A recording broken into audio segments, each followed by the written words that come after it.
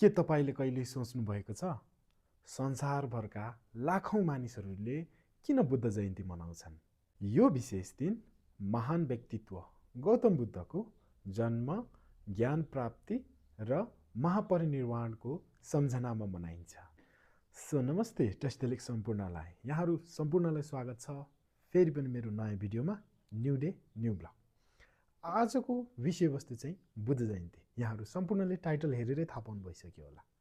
So समस्त प्राणीहरूको हितार्थ, कल्याण अर्थ, सम्मा सम्बुद्धि ज्ञान प्राप्त गर्ने मनस्यायको साथमा यहाँहरू सम्पूर्णको सामुमा उपस्थित भइसकेको छु। मेरो नाम चाहिँ मनिष तामाङ। आज हामी बुद्ध जयन्तीको बारेमा चर्चा गर्नेछौँ।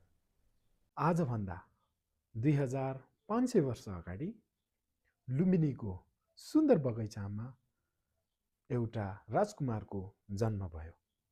उनको नाम सिद्धार्थ गौतम थियो। उनी राजदरबारमा सुख सुविधासँग हुर्किए, तर उनको जीवन फरक दिशामा जान लागेको थियो। उनले एक दिन दरबारबाट बाहिर निस्कदा एक वृद्ध मानिस, एक बिरामी र एक मृतक शरीर देख्नुभयो र त्यसपछि उहाँले थाहा पाउनुभयो जीवन दुःखले भरिएको छ भनेर।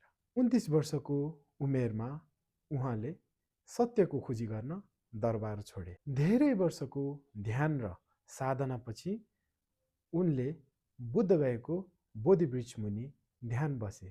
त्यहाँ उनले ज्ञान प्राप्त गरे र बुद्ध बने। सबै